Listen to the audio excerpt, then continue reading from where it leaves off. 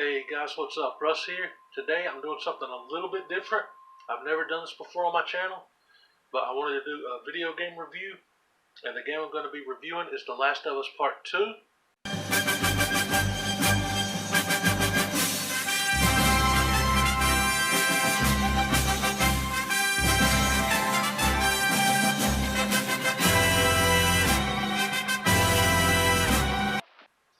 Now I'm going to try to make this as spoiler free as possible if you haven't been spoiled on the game yet, because there was like a huge leak that happened months before it came out.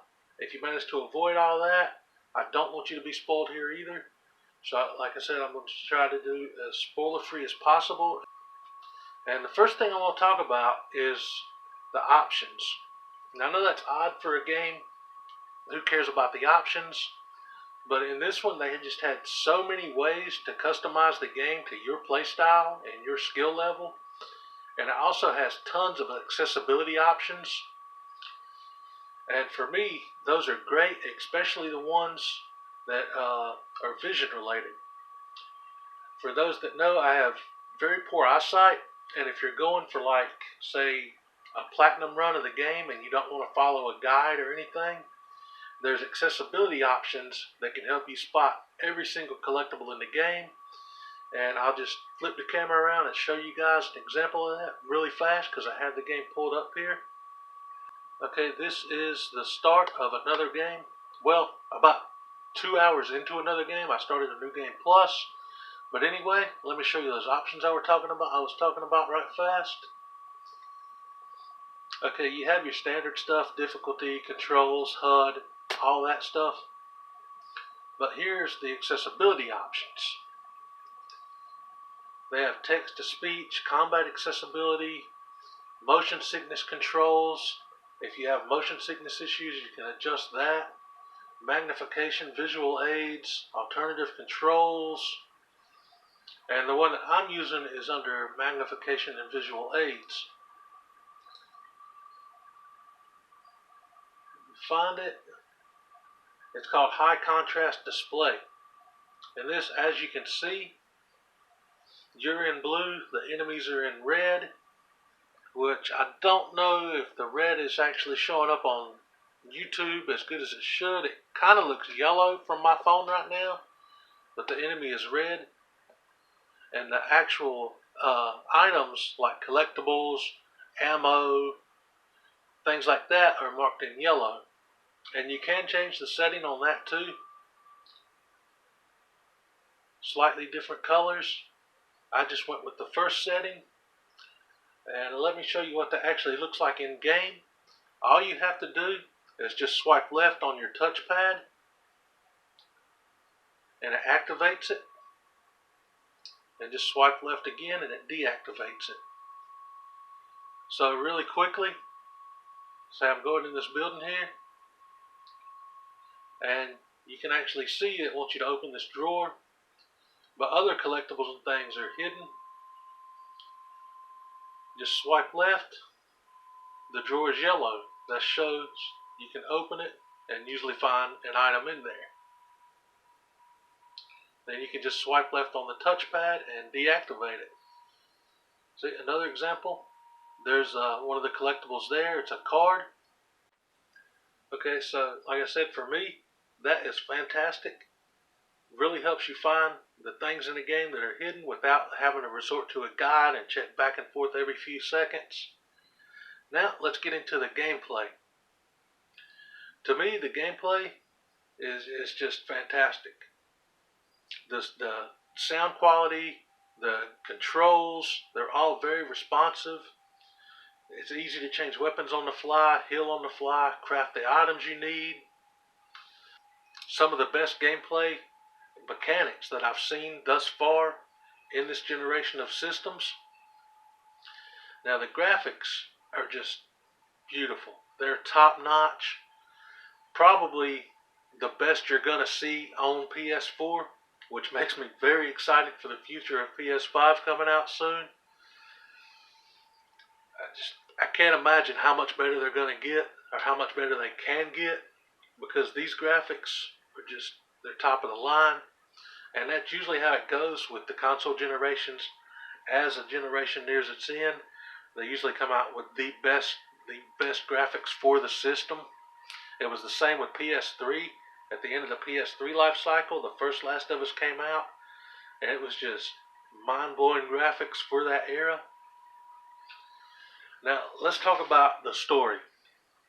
Now, this is going to be a little tricky to do without getting into spoilers, but like I said, I'm going to try my best to remain spoiler-free. Now, you play part of the game as Ellie. You also play as a character named Abby.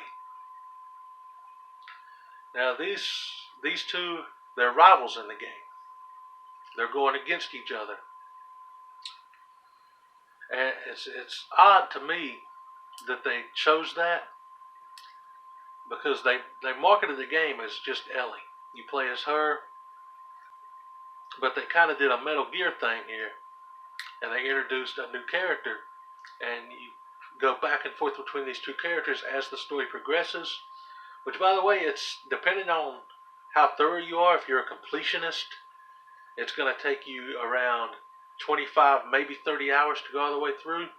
If you're just about story and you just want to go through and you don't care about the collectibles, you can probably do it in like 15 hours. But I went through trying to find all the collectibles I could. My first playthrough was around close to 26 hours. And like I said, I'm on the New Game Plus now, which is cool that they threw that in, because you have all the weapons and all the upgrades from the previous game. So you can just keep upgrading the weapons that you haven't upgraded yet. And that's going to help you toward that platinum trophy if you're a trophy hunter like me. And another thing, just a quick, I know I was talking about the story and I kind of went off a rabbit trail. I've never done a game review before, so I'm probably going to ramble. But there's no difficulty-based trophies. You don't have to worry about beating the game on crushing difficulty and actually crushing your controller from frustration. Which is cool for people like me, because I'm not going to lie, I'm an easy mode dude. I play games on easy mode. The only time I've ever played a hard game was when I went through on the hardest difficulty for Uncharted 4, and my controller almost didn't survive. So yeah, it's easy mode for me. But anyway, back to the story elements. Now, I've seen some other reviews, and I've seen some reviewers that I think it just, I don't know, they just got it wrong. I know it's opinion based, everybody's opinion is different. Some people are going to like it, some are going to hate it, and there's probably not an in-between with this game because of the things that happen. But talking about specifically the character Abby, I heard one reviewer say that when you play as her, you do all these despicable things, and she's just a horrible character, a horrible person, a horrible human being. But actually, as you play through and you're controlling her character, it's not that. She doesn't do like horrible things, other than the one horrible thing that she did before you actually get to take control of her. Actually, her story is kind of a story of redemption throughout it. And believe it or not, me personally, I know other people don't, are going to totally disagree, but me personally, as the story progressed, I really began to like the character of Abby and see her side of things, because really, her and Ellie are pretty much the same. Their characters, their story arcs, it's like two sides of the same coin. They just went about things in different ways. But anyway, like I said, as the story progressed, I actually began to like her character and her storyline, and just like huge action set pieces, some of the funnest gameplay in there.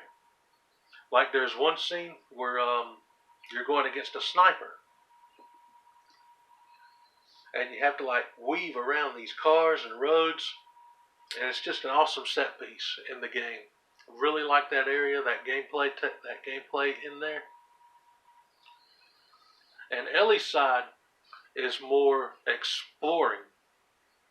She has more open areas, more open world areas to explore. And there's lots of things you can miss in the game if you don't check it out. There's tons of optional areas, especially when you get to Seattle. There's a huge open map with Ellie. And there's some things in there that's really easy to miss. And one thing that's easy to miss is the shotgun, which is a great weapon in the game. And if you don't go to the places on the map, you're going to miss it. So if you're just like one of those people that run through, you're going to miss a lot of great stuff. Another thing that I've heard other reviewers are super mad about the ending of the game, how it ended. And again, my opinion is completely different. I love the ending of this game. I'm not going to give it away. No spoilers. But I like the way it ended, the way the story wrapped up. It was very fitting for both characters. Okay, so overall, taking into account the amount of options, the gameplay, the graphics, the storyline, overall, I'm going to give this game a solid 9 out of 10 rating.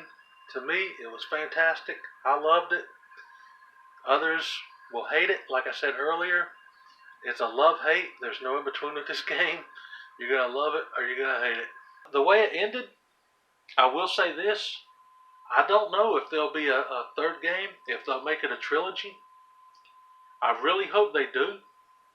Somehow get a third game out of this, because I would like to see what happens to Ellie after the ending of this game, what she does next. This was it was a great game. Now, every game does have its negatives, and there were certain parts in the game that I didn't like. But again, if those things hadn't happened, then there wouldn't have been a story. There wouldn't have been motivation for the story. So yeah, I can kind of see why they did it. I wish that they had done it in a different way. But yeah, again, I can't say too much because spoilers, and I don't want to go there. But that's my review of The Last of Us 2. I hope you guys enjoyed this. I'm not sure if I'll ever do another gameplay review again because it's kind of harder than I thought. But the game was so good. And the story was just so emotionally driven. It was like an emotional roller coaster. I had to talk about it. Anyway, if you're seeing this and you're not subscribed to my channel, hit that subscribe button.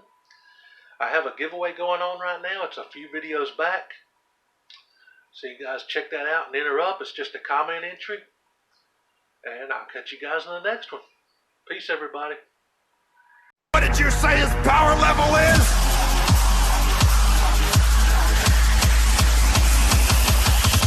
It's over 9,000!